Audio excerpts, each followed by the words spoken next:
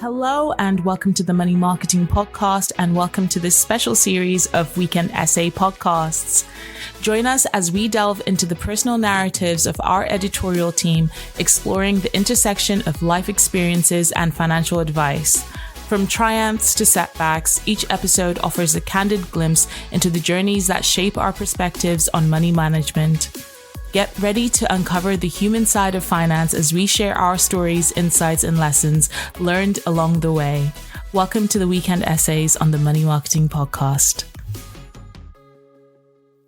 Last weekend marked the 115th anniversary of International Women's Day, a day on which the achievements of women across the globe are highlighted and recognised. The world has come a long way over the past century and a bit, and much has changed for the better. However, there's still a hell of a long way to go. International Women's Day is an important milestone, but change will only happen if we carry that momentum into the rest of the year and beyond.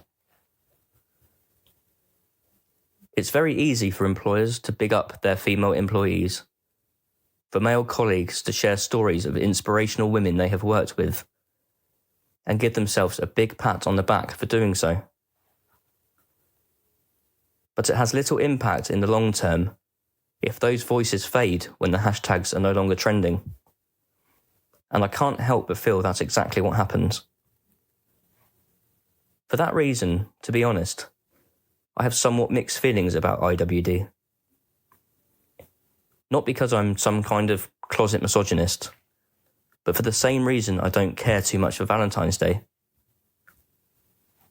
Just as appreciation, love and respect shouldn't be reserved for February the 14th, I don't believe highlighting the achievements of women should be restricted to 24 hours in the first week of March each year.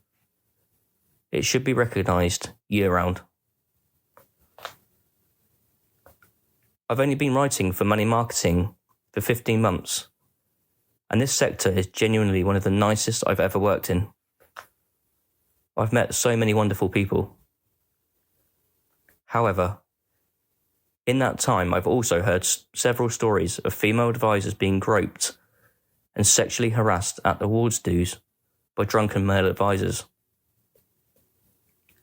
I know of another financial services CEO, who shall remain nameless, who slapped a female journalist behind at a launch party earlier this year.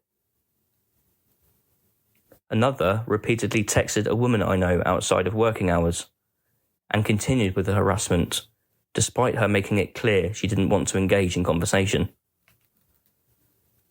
I've heard of others who have had to contend with derogatory and distasteful comments. I'd like to think of these as isolated incidents, but I'd be really amazed if they were. I'm sure most female advisors will have their own story to tell. Only last year, the FCA found that levels of bullying, sexual harassment and discrimination against women and men working in the finance industry are growing. The survey of more than 1,000 firms found the number of allegations of non-financial misconduct reported by staff rose between 2021 and 2023 by almost 75%, with finance firms recording 1,363 complaints in 2021, rising to 2,347 in 2023. The majority of these came from banks. The regulator stressed that the huge increase could be due to changes in how firms report their cases. It also suggested more complaints could be indicative of a culture in which people feel they can speak up, while a low reporting rate could show the opposite. You could argue that this is not just an issue in financial services, and of course you would be right. Sadly, it happens in most, if not all, industries. Take Foxton's estate agents, for example, who were rocked by widespread allegations of sexual harassment that emerged just 2 days before IWD. Nor am I suggesting that all male advisors, or even the majority of them, are like this. Quite the contrary. In fact, almost all that I have met are nothing but respectful towards women and want to see more female representation across the sector. However, like any sector, there are a few bad eggs who are spoiling it for the rest. Financial services has, in the past, fairly or unfairly, had a reputation for being a bit of an old boys' club. If we are to shift that perception, which I'm sure most in the industry would want, then these sorts of incidents need to be called out. People need to know it's not okay to slap a woman's backside when they don't want you to. It's not okay to relentlessly text a woman when she hasn't asked you to. As the FCA stats show, it isn't just women. Men can be victims of sexual assault and harassment too. But I'll take an educated guess and say these cases are far less common.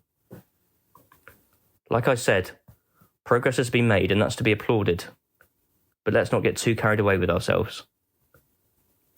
Rome wasn't built in a day, and respect can't be either. Until female advisors feel comfortable that they can go to events without fear of being sexually assaulted, verbally or physically, there's still so much work we need to do. If we are to make financial services a truly inclusive sector, then this sort of behaviour and mindset of the few needs to stop. Full stop. So, by all means, let's use IWD to celebrate the amazing women doing amazing things. Let's just not forget to celebrate them and show them a bit of respect on the other 364 days too. And let's also recognise that we aren't where we need to be yet. Nothing is ever going to truly change until certain attitudes do. Thank you for joining us on this episode of our weekend essay series. We do hope that you enjoyed it. Please do keep up to date with all our new releases via Podbean, Apple Podcasts, Spotify, and everywhere else you get your podcasts from. You can also keep up to date with all our new content published on the Money Marketing website, as well as our print edition Money Marketing magazine, so make sure to subscribe. Follow us on Twitter, LinkedIn, Facebook, Instagram, and Threads. See you next time.